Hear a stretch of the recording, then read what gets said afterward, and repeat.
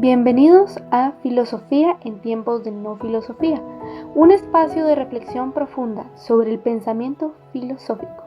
En la actualidad, un programa dirigido por Filosofía Tierra.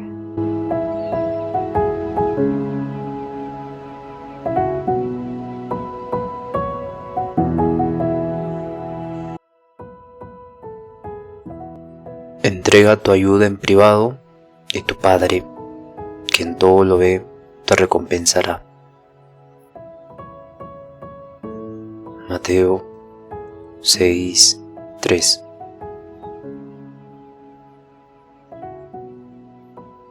Bienvenidos al episodio 344.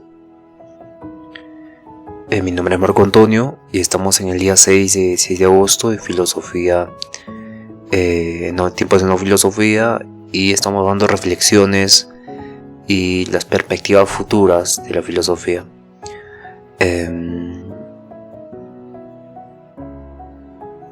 Claro, ¿no? En privado uno hace cosas, las hace honestamente, ¿no? Las hace sin que el exterior influya en uno, ¿no? Y cuando el exterior no influye en uno, uno es libre, uno es auténtico, ¿no?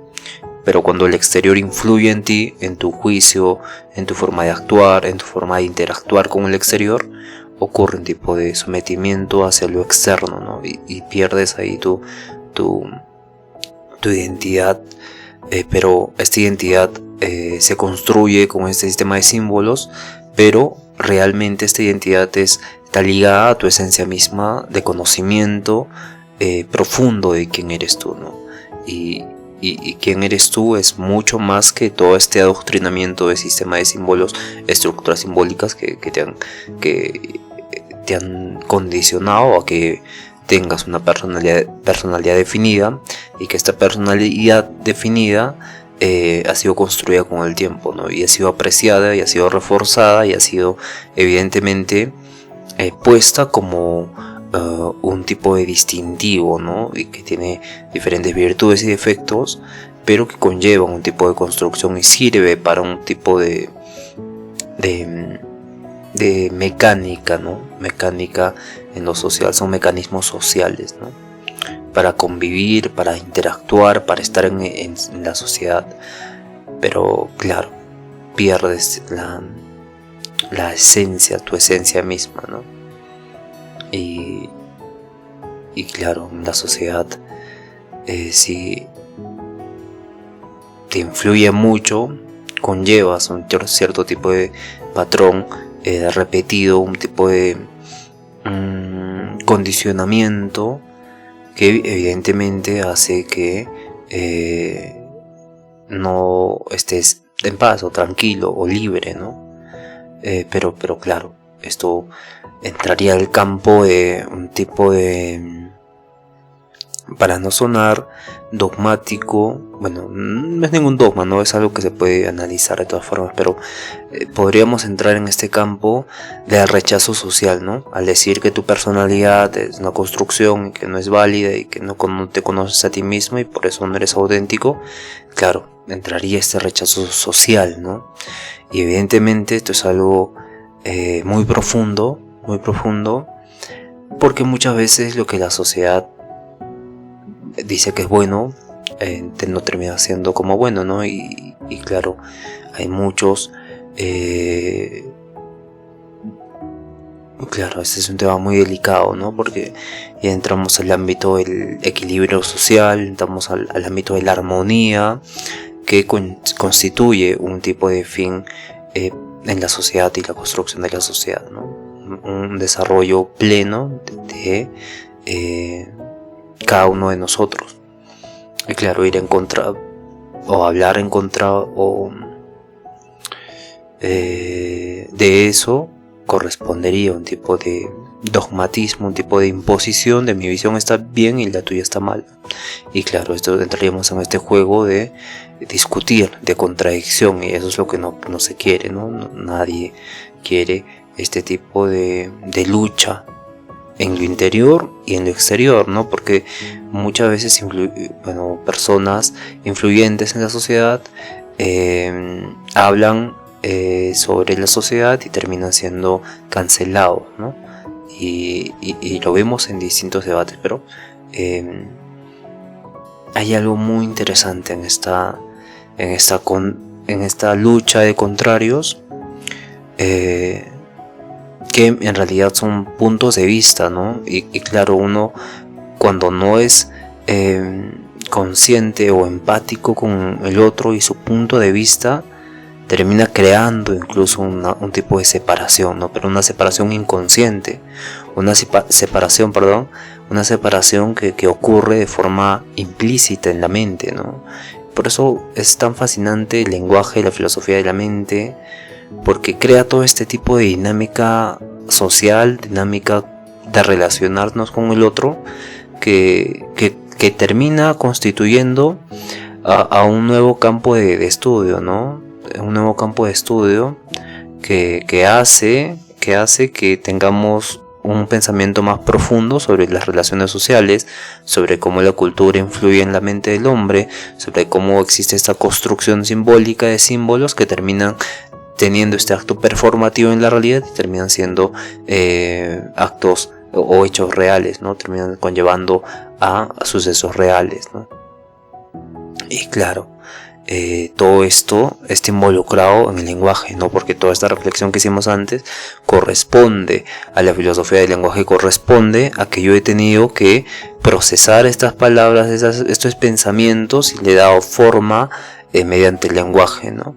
Y claro, entonces la separación entre el lenguaje y el pensamiento va a ser un claro objeto de estudio para la filosofía de la mente. Si pensamos con el lenguaje, pero aquí llega un punto donde hay un límite, que es la comprensión, porque uno comprende una cosa, pero comprende porque sucede algo en la capacidad cognitiva que no está relacionada con el lenguaje, ¿no? Porque no sé si bueno, siempre ha pasado, ¿no? Que había un tema que no comprendías, o en los sucesos de la vida incluso, ¿no? Cotidianas, donde no comprendías nada, y al final terminas entendiendo todo, comprendiendo todo, y boom, ¿no? Y claro, no es algo que ha ocurrido mediante un lenguaje, no se ha descrito eso como un lenguaje, sino que ha ocurrido espontáneamente. Y claro, hay que estudiar esa naturaleza de la comprensión. Yo siempre digo, ¿no? Que muchas veces no soy entendido en el círculo donde me muevo, porque mi experiencia del mundo es seguramente diferente a las experiencias de otras personas, ¿no? Y desde su perspectiva, que no sé, evidentemente cuando tienes un pensamiento propio, una filosofía propia creada por ti, y ves la realidad desde tu punto de vista, claro, no se convierte en este tipo de comprensión genuina con el otro, ¿no? Sino se convierte en esta comprensión de interpretación con el otro. Interpretamos al otro, pero estamos influidos por nuestros prejuicios, por nuestro conocimiento, por nuestro orgullo, nuestra superioridad, soberbia. Entonces no existe esta plena comprensión del otro, ¿no? Y cuando no existe la plena comprensión del otro, evidentemente terminamos cancelándolo, sesgándolo, diciendo cosas que no corresponderían a la perspectiva fidedigna de qué es lo que dice, ¿no? Y claro, esto comprende ya a la filosofía de la mente, a la filosofía del lenguaje, ¿no? La empatía, pero una empatía no de forma emocional y psicológica, sino una empatía en la interpretación, una empatía hermenéutica, ¿no? Una empatía hermenéutica donde yo estoy tratando de entender más a profundidad lo que se me está diciendo, ¿no? Pero se me está diciendo mediante el lenguaje, ¿no? Pero el lenguaje ya dijimos que es una estructura, bueno, es la forma material del pensamiento. Bueno, por decirlo de una forma, ¿no? Es como un sistema de símbolos que sirven para el pensamiento, para que el pensamiento se exprese. Y en este sentido, el pensamiento surge, pero muchos dicen que surge de la cultura, surge del contexto, pero ¿qué pasa cuando, lo mismo que hablamos con el lenguaje, ¿no? ¿Qué pasa cuando un niño dice un término que nadie ha dicho antes, ¿no? Y que claro, tiene sentido en el contexto específico, ¿no? Está, por ejemplo, está lloviendo de abajo, ¿no? Para decir que hay un charco o sea, términos que se inventan, ¿no? Como por ejemplo, ha llovido. Bueno, no es tan específico, no se me ocurre ahora un término nuevo que un niño diga, pero a ver, voy a recordar que lo que decía Chomsky, ¿no?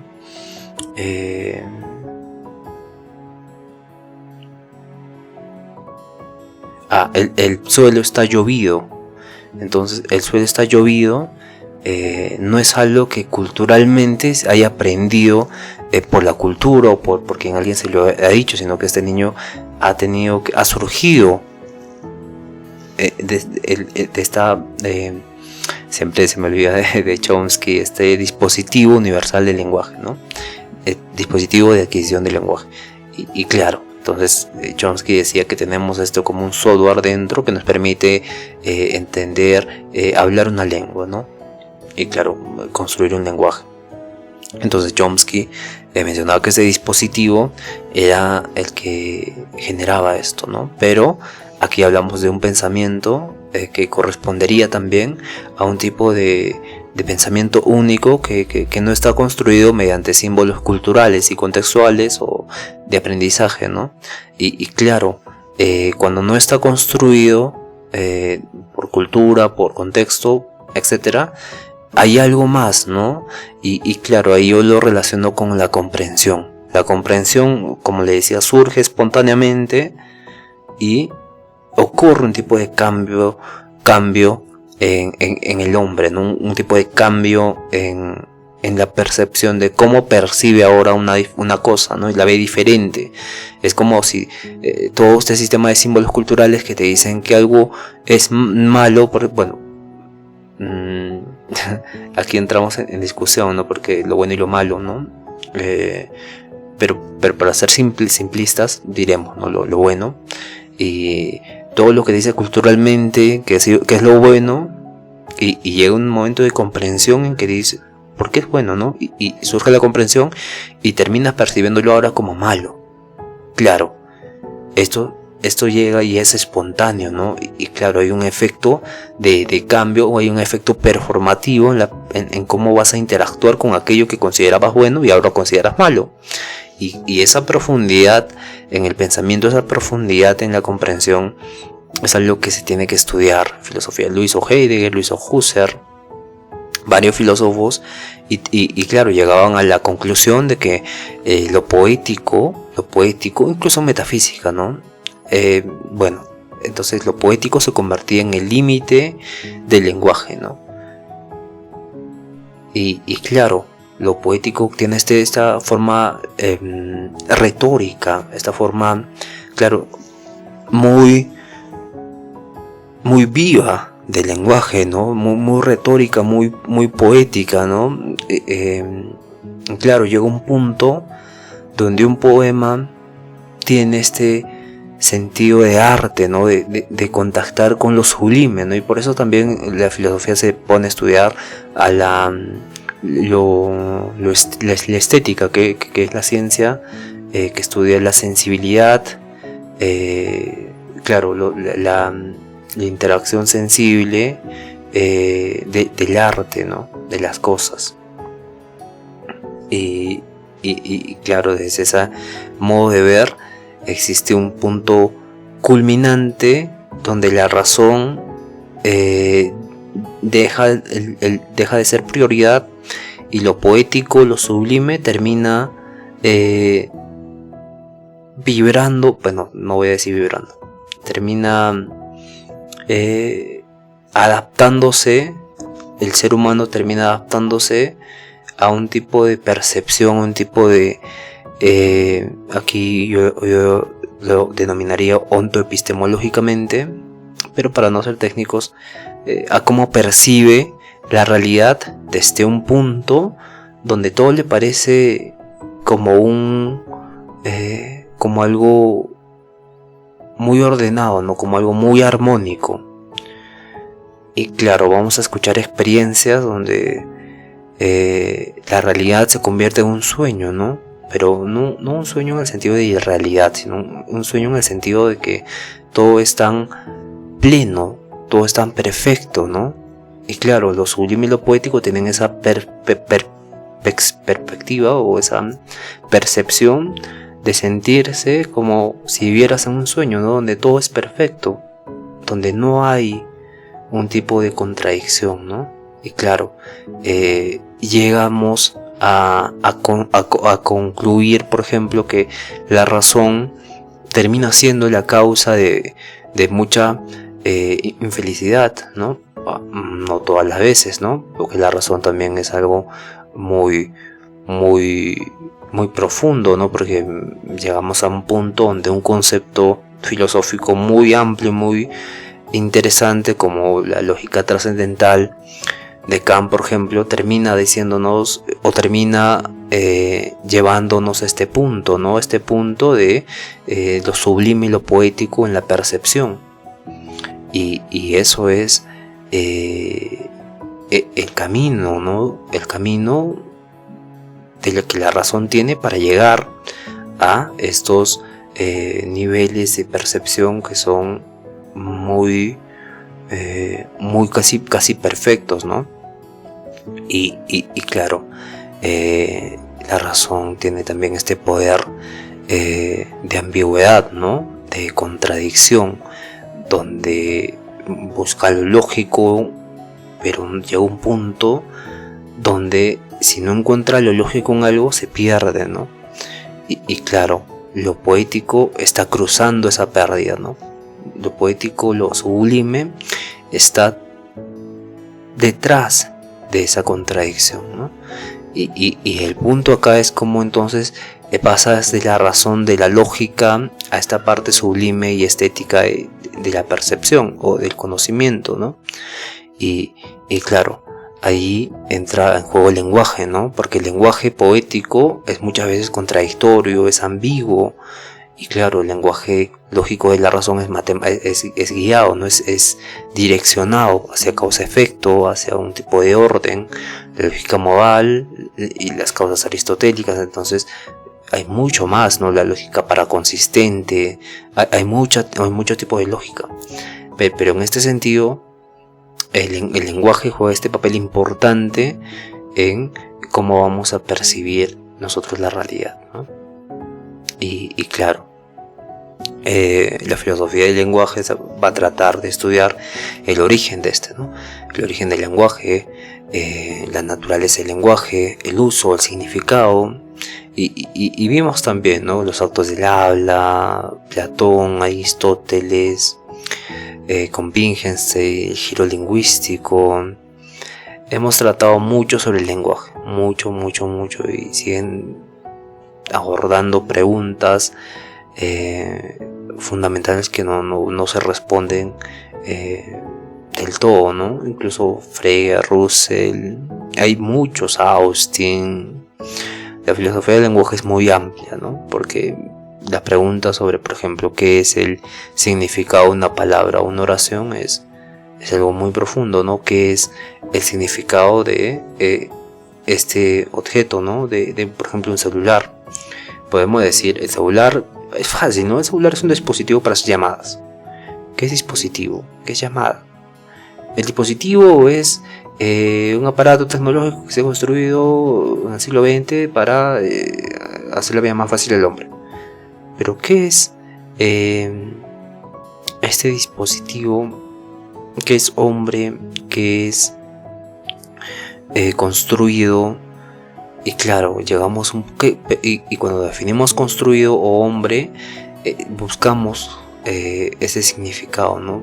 En la referencia, que el hombre tiene otro significado, y que el hombre puede ser aquel ser humano que vive en el planeta Tierra. Entonces, ¿qué es Tierra? ¿Qué es planeta? Entonces se busca el significado, pero no se logra encontrar del todo el significado. Pasamos de hablar de la Tierra, pero estamos hablando del celular. ¿no? Entonces, realmente las palabras o las oraciones tienen un significado o simplemente son asociaciones y que entran en un tipo de circularidad infinita en la construcción de nuestra mente para ordenar la realidad, ¿no? Y claro, si decimos que es la construcción de nuestra mente para ordenar la realidad, no podemos explicar el sentido, por ejemplo, ¿no? El sentido, por ejemplo, el ejemplo de Russell, por ejemplo, la estrella de la mañana, ¿no? Ves el horizonte, dices la estrella del alba y la estrella del atardecer, ¿no? Entonces, pero se refieren a la misma estrella. Y claro, o sea, eso ha sido construido este término, bueno, este significado para explicar a diferentes etapas de día y de noche, ¿no? En el día. Y bien, entonces, cuando estas etapas son diferentes, pero tienen este mismo referente que es la estrella de Venus, corresponde a un sentido, ¿no? Y claro, no termina de encerrar por completo el significado correspondiente de aquel efecto, ¿no? Por ejemplo, si hablamos de la estrella del alba o la estrella del atardecer, pensamos que son dos cosas diferentes, ¿no? Significativamente serían dos cosas diferentes, ¿no? Porque estamos en contextos diferentes donde el significado corresponde a atardecer y amanecer, pero realmente se habla de lo mismo. Entonces el sentido tiene vida cuando nosotros reflexionamos que realmente es la misma estrella, ¿no? Es la misma estrella, pero hablamos de formas diferentes. Y esta construcción que se hizo entra en una circularidad, porque no se refiere a la misma estrella de Venus, ¿no? Sino se refiere a diferentes estrellas. Bueno, diferentes estrellas, no, a diferentes contextos, ¿no? Uno de amanecer y otro de anochecer. Y otro ejemplo que podríamos dar de esta circularidad en el lenguaje es que todas las cosas están relacionadas las unas con las otras, ¿no? Por ejemplo, para explicar teclado, ¿qué es el teclado? Entonces, es un aparato que es un aparato de computadora que sirve para escribir. Entonces, pasamos ahora a averiguar el significado de esas palabras, ¿no? Aparato, ¿qué es aparato? Así llevamos un círculo, ¿no? Y nunca terminamos por comprender literalmente el significado de el teclado. Tenemos el sentido del teclado, más bien. El sentido me refiero a que existe, como pasaba en la estrella, un tipo de darse cuenta, ¿no? Nos damos cuenta que es el teclado, pero si analizamos literalmente lo que es el teclado, lo que significa el teclado, no llegamos a un significado fijo, preciso. Entonces, ese es uno de los no problemas, pero eso es uno de los objetos de estudio de la filosofía del lenguaje. Y entonces, ¿para qué sirve, no? ¿Para qué sirve esto, no? Y claro, muchas veces podemos decirnos, entonces, ¿para qué sirve yo literalmente conocer el significado de una cosa si lo entiendo? Y claro, pero ese entendimiento que tú tienes corresponde a un tipo de darte cuenta, ¿no? Y claro, ese darte cuenta corresponde a un tipo de construcción que ocurre en el cerebro, pero si no conocemos esta construcción que ocurre en el cerebro, no podemos decir que somos libres o no, porque esa construcción podría estar mediada, y de hecho muchas veces está mediada por sistemas de símbolos que han sido creados, ¿no? Por ejemplo, Mark Zuckerberg saca un aparato y lo llama, que nadie ha visto, ¿no? Y lo llama F. Y claro, se construye un sistema de símbolos para F, donde significa esto, significa esto, significa esto. Entonces, podemos decir que toda la realidad está construida de esta forma, ¿no? Todo se ha construido mediante estructuras simbólicas, ¿no? Y claro, pero la capacidad que tiene el ser humano de adaptarse y darle vida, bueno, no darle vida, sino darle comprensión a aquello, a F, por ejemplo, termina siendo un objeto de estudio, ¿no? Porque en realidad no seríamos libres, y si no somos libres, correspondería a un tipo de dominio, sometimiento, no libertad en las estructuras sociales y de poder, ¿no? Por eso Foucault o todos los filósofos del lenguaje del siglo XX entraban en contra de esto, ¿no? En la construcción cultural mediante el lenguaje que usaban los grupos de poder. Y evidentemente estos grupos de poder no, bueno, ya hablamos en términos, vamos a hablar en términos más académicos, ¿no? Estas estructuras institucionales que se han creado corresponden a un tipo de dominio, un tipo de sometimiento a aquel agente que lo use, ¿no? Y claro, este sometimiento hace que las personas no salgan de un bucle o de sistemas co-creados por estos símbolos que justifiquen un actuar en el mundo.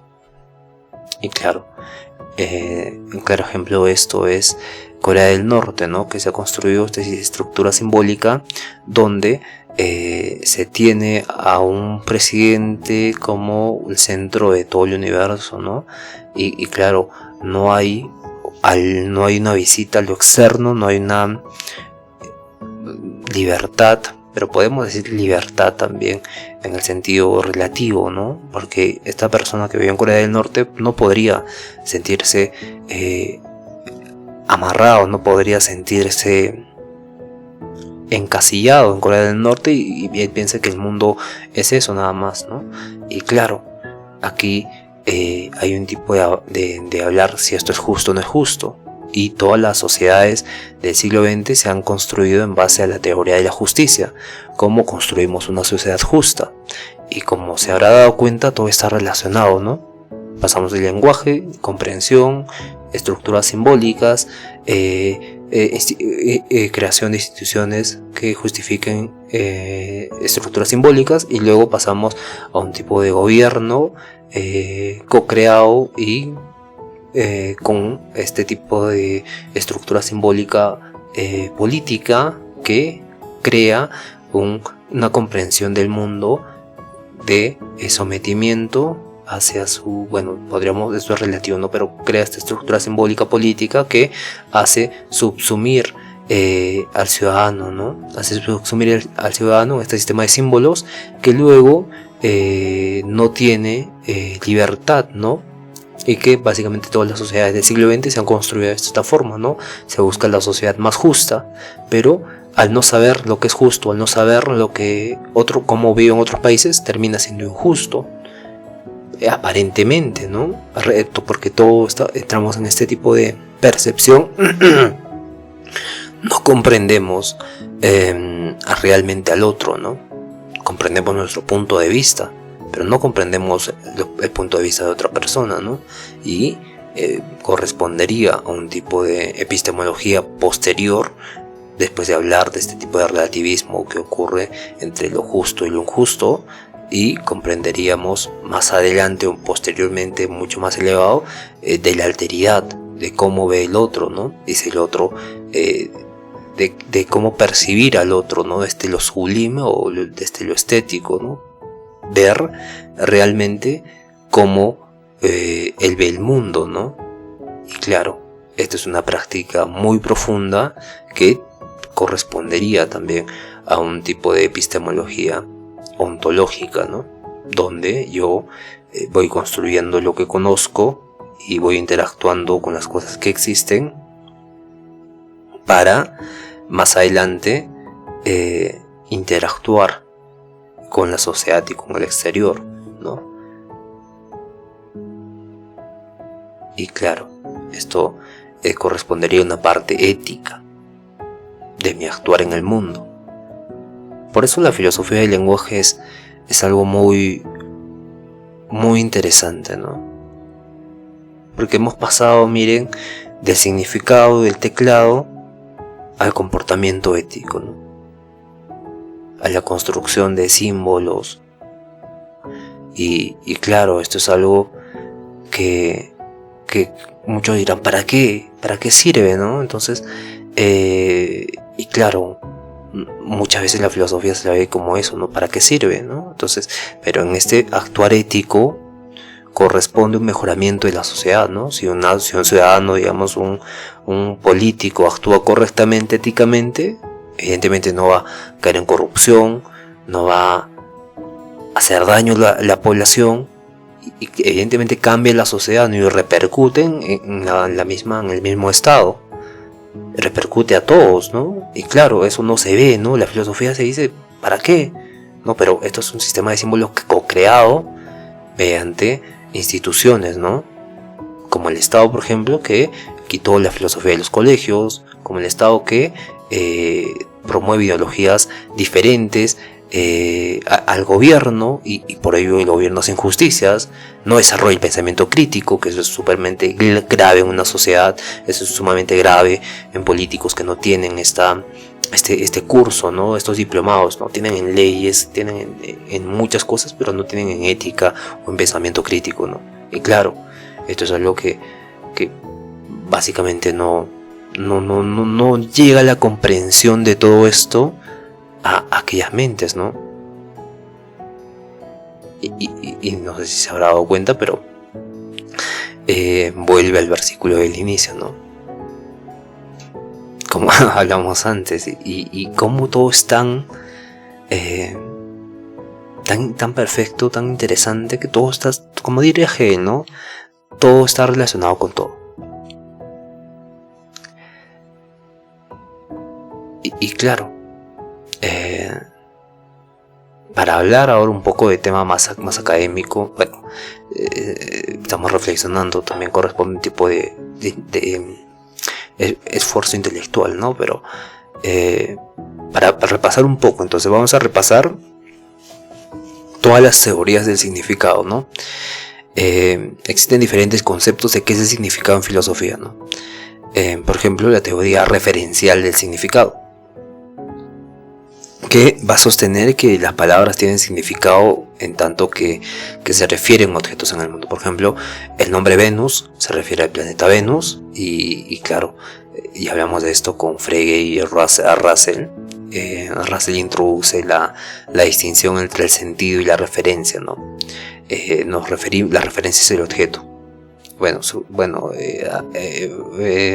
Russell, claro, y Frege sobre todo, sugiere que dos expresiones distintas pueden referirse a un mismo objeto, ¿no? Por ejemplo, el lucero del alba y el lucero vespertino. El lucero del alba es cuando amanece y vemos la estrella que está casi desapareciendo, y el lucero vespertino vemos la estrella que está en la misma posición pero es de noche, ¿no? Entonces se refieren al mismo objeto, pero tienen sentidos diferentes sentidos, no tienen diferentes sentidos. Y claro, entonces, ¿qué es el significado, no? ¿Qué es el significado si nosotros tenemos sentido de dos cosas distintas, pero de una misma cosa, ¿no? De un mismo objeto?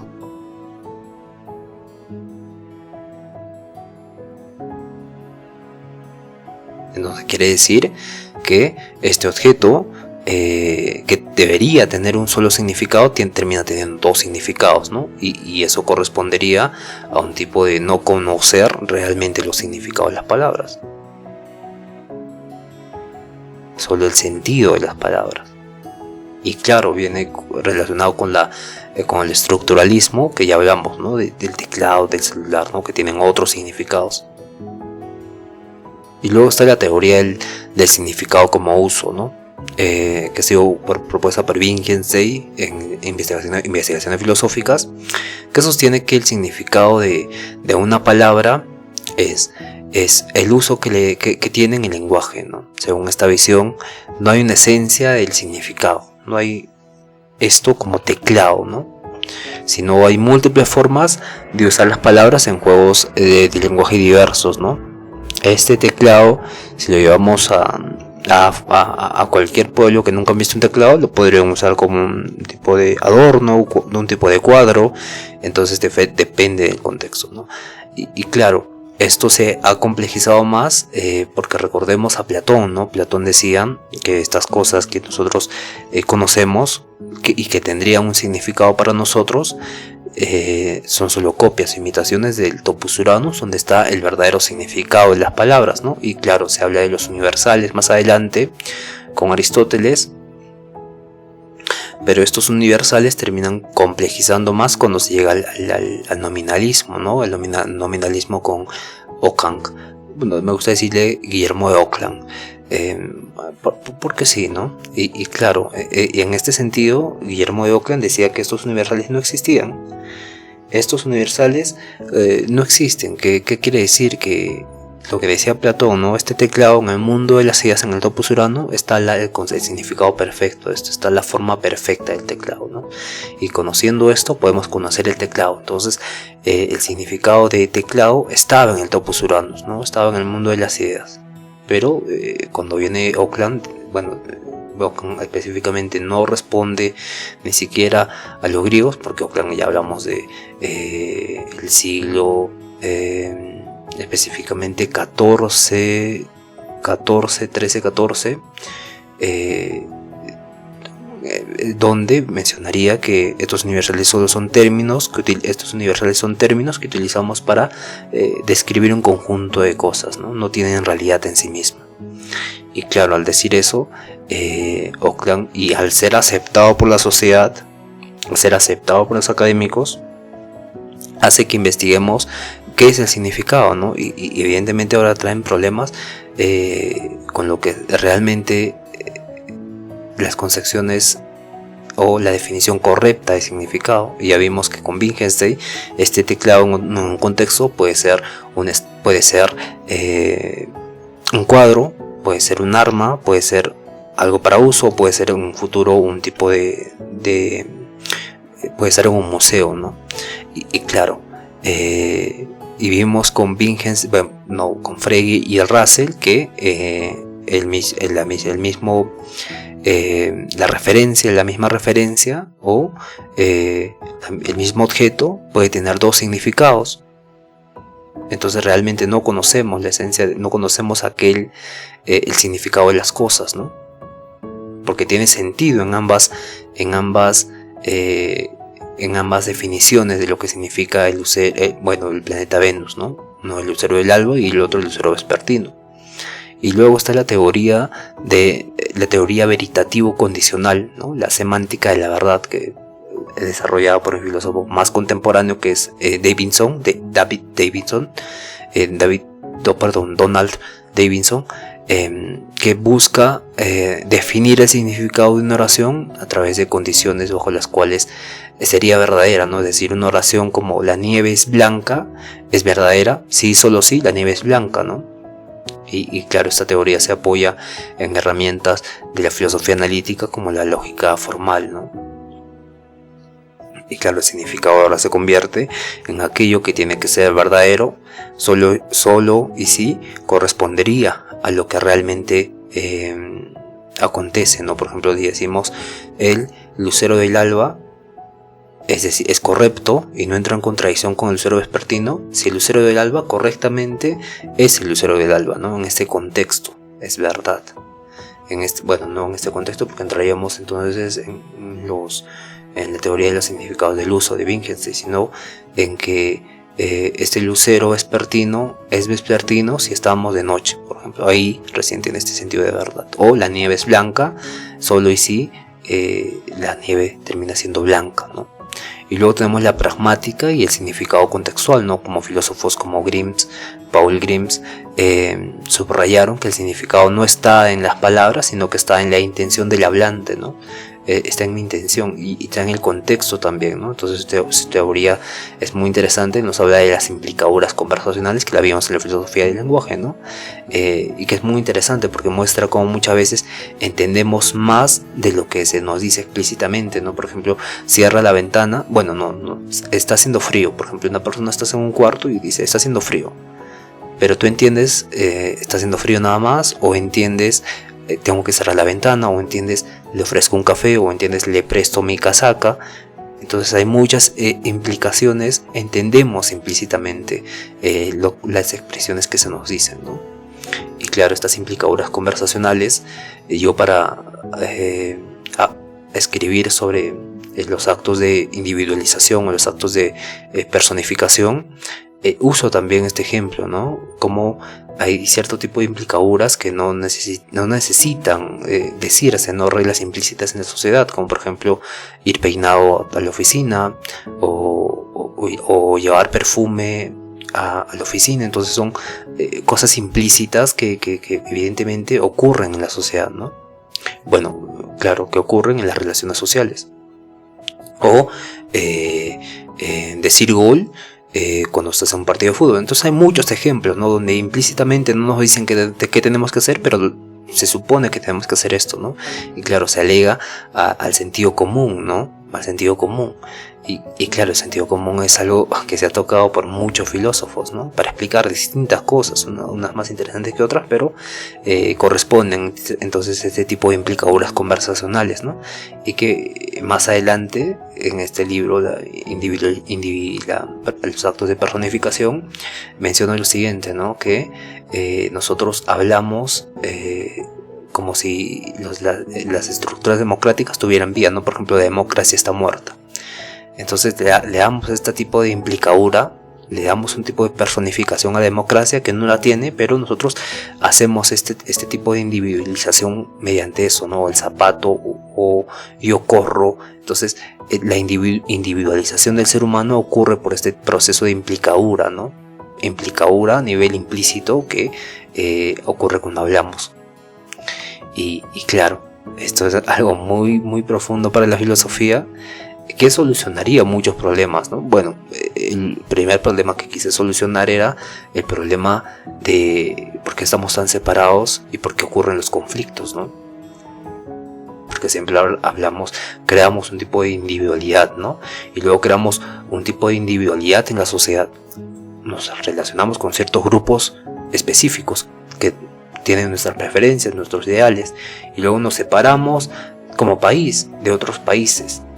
Y luego nos separamos por nuestras ideologías, entonces nos vamos separando implícitamente en cada momento. Y claro, es algo muy interesante para explicar cómo, por qué y el origen de esta separación, ¿no? Que nadie, ningún filósofo, bueno, hay filósofos que han hablado de esto, sí, siempre hay, vamos a un ruso, si no es un inglés, un austriaco, un estadounidense, siempre hay alguien que ha hablado de esto, siempre hay alguien que ha reflexionado sobre esto.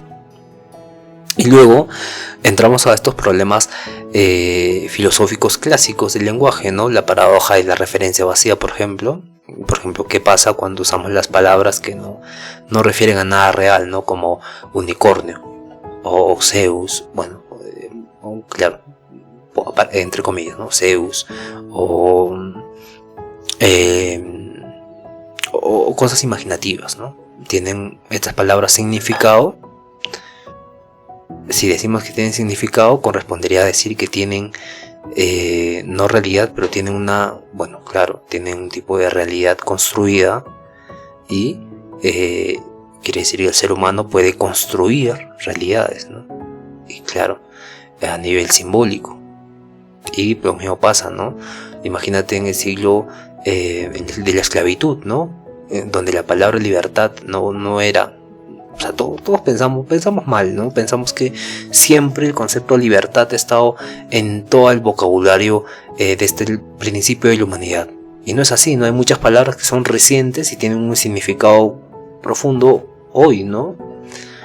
Ya, entonces imaginemos que en la esclavitud hace 600, 700 años la palabra libertad no existía, ¿no?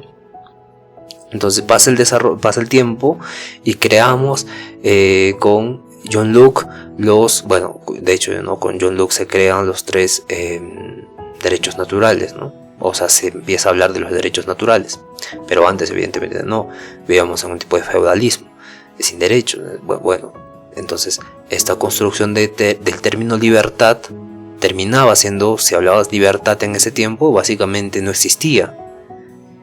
Y al no existir, claro, era una referencia vacía, ¿no?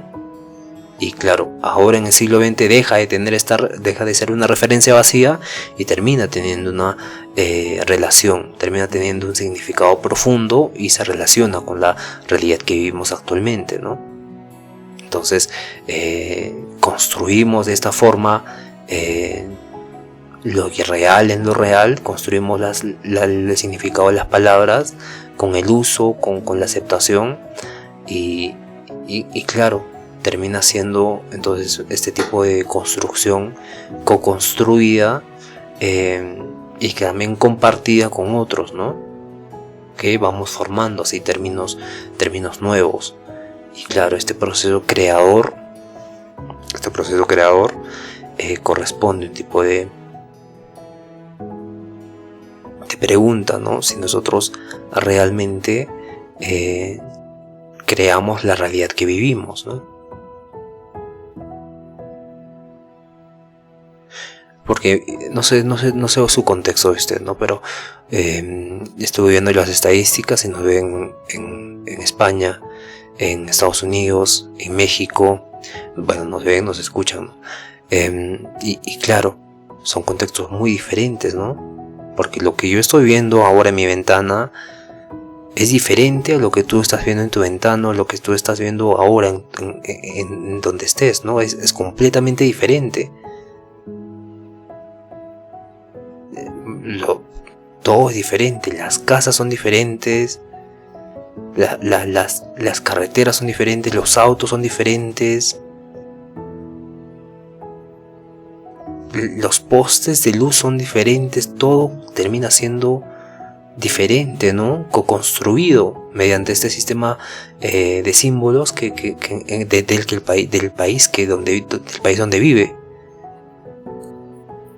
Y claro, eso es algo incluso es algo muy estético, ¿no? Es algo muy sublime, porque ya corresponde al principio de la percepción, de la perspectiva, ¿no? De opiniones diversas que podamos tener. Pero corresponde también a un tipo de co-creación que ocurre en la construcción de símbolos. Y claro, esto es algo muy interesante. Bien,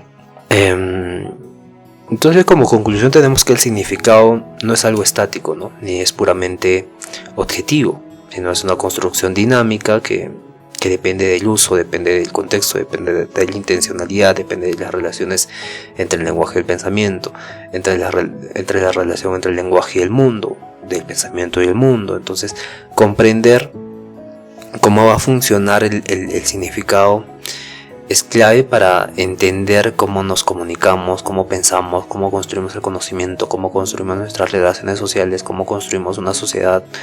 Y por eso el estudio del significado está en el corazón de la filosofía del lenguaje. Pero más allá, en la esencia misma, está el estudio de la comprensión, ¿no? Que se uniría con la filosofía de la mente. Posteriormente, evidentemente, porque se tiene que solucionar primero estos problemas del significado, la referencia, el lenguaje y cómo influye en la sociedad. Y evidentemente se crea un tipo de filosofía que combina todas estas áreas, ¿no? Hay muchos términos, por ejemplo, que combinan la filosofía de la mente y la psicología o las ciencias cognitivas con la neurofilosofía, ¿no? Entonces se crearía un tipo de, por ejemplo, lo que hace que la comprensión sea estudiada es la hermenéutica, ¿no? La hermenéutica estudia más bien este tipo de interpretación, pero termina como punto final en la comprensión de las cosas. Entonces la hermenéutica muchas veces pensamos que está dentro de la filosofía del lenguaje y termina estándolo, ¿no? Porque la hermenéutica nace con el estudio o la interpretación de la Biblia. Pero cuando se estudia y se interpreta la Biblia y se la ve desde diferentes perspectivas, se hace un tipo de proceso hermenéutico, ¿no? Pero este proceso hermenéutico ya no solo es en texto, sino que es en la cotidianidad, ¿no? En cómo comprendemos la realidad, cómo comprendemos al otro. Entonces la filosofía del lenguaje llega hasta una unificación con la hermenéutica, pero también llega a un punto de conexión con la filosofía de la mente. Entonces se tiene que crear un nuevo estudio para analizar a profundidad todo el proceso de la comprensión, el sentido, y así entendernos más, ¿no? Conocernos mejor. Y evidentemente cuando nos conocemos mejor, cuando nos entendemos más, tenemos mucho más apertura a co-crear una sociedad más consciente, ¿no? Una sociedad mucho más... el término correcto, no sé, el término correcto es consciente, pero no define muy bien esta parte, ¿no? Una sociedad mucho más plena, por así decirlo, que igual no encierra la idea que tenía, ¿no? Una sociedad más armónica, podría decir. Bien, entonces llegamos al episodio final. Me gusta Costa Rica, ¿no? Hablar de Costa Rica porque es un país muy interesante, ¿no? Que tiene... Costa Rica no tiene ejército. Y eso hace que sea tan especial, ¿no? Tiene un tipo de estructuras simbólicas muy especiales, muy armónicas. Bien. Entonces llegamos al final de este episodio. Mañana vamos a hablar de un repaso general, ¿no? Como una historia de la filosofía. Y claro, vamos a dar las reflexiones de todo el año respecto a diferentes temas, ¿no? Vamos a dar un resumen de todo lo que hicimos. No como al inicio dimos este resumen histórico, pero vamos a dar un resumen más general, ¿no? Vamos a abarcar diferentes ramas de la filosofía y vamos a explicarlas, ¿no? De forma que sea comprensible para usted. Bien, muchas gracias por escucharnos. Nos vemos el día de mañana. Conózcanse a sí mismos. Bendiciones y por favor, sean felices. Hasta el día de mañana.